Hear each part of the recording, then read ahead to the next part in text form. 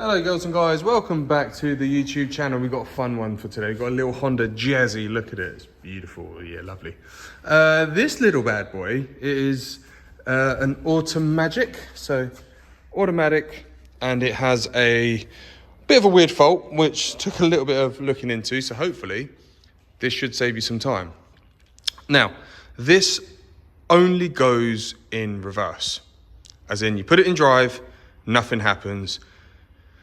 Select any of the gears, nothing happens, but when you hit reverse, reverse is the only one that does it. Now, it's not a blown gearbox, there's nothing on the floor.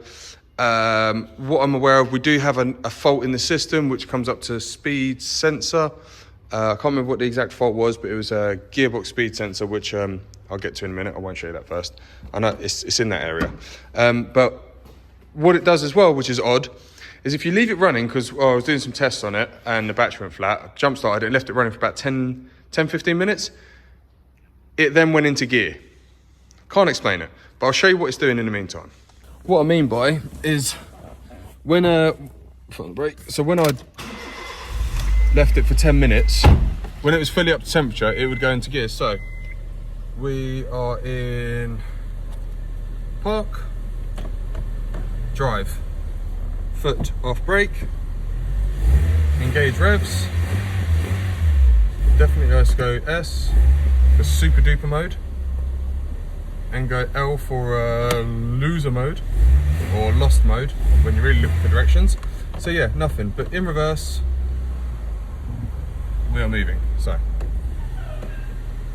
That's a weird noise. So yeah, we've got nothing.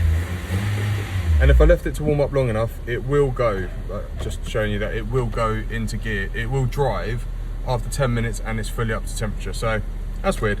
Anyway, did some more digging, some diagnostics on it to find out that this particular sensor causes that problem. So I'm gonna show you how to replace it. So this is what it looks like. It's a little 3-pin plug and it goes on top of the gearbox like so. And it is in this location. Let's try and get some light on the situation. It's underneath that loom there. Oh, went blurry. There, where my finger's pointing to. So there's one 10mm and one plug. We should wiggle it out. I mean, this is like a level 1 type of job. Very easy. It's just need one 10mm, so let's get it.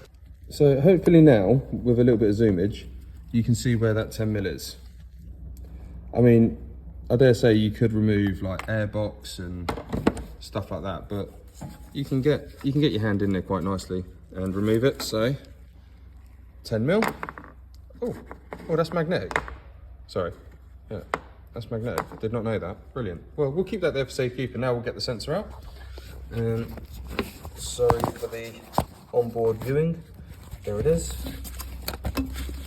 What do we have it? Old versus new. I'm going to see if this one's still magnetic. It might be the problem, but 3-pin. Let's get it in. I've even painted it silver. Now, a little bit of anti-seize just to help it slip into the hole a little bit better. You know what I'm saying? Just going to whiz this up tight now. Got it in there nice and nicey.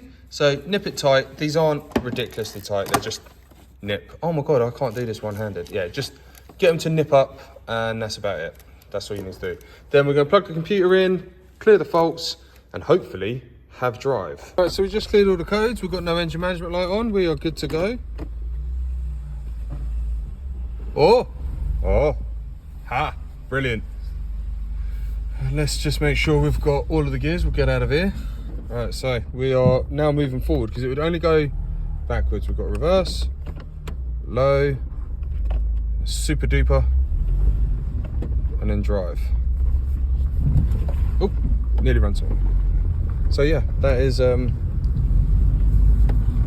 good day. Let's just give it a little road test first. All right, nice. Been for a little test drive. It's still working. We're still moving. Oh, handbrake's on. Take that off. Yeah, so everything's still rocking and rolling. We are still getting gears. Been for a nice little road test.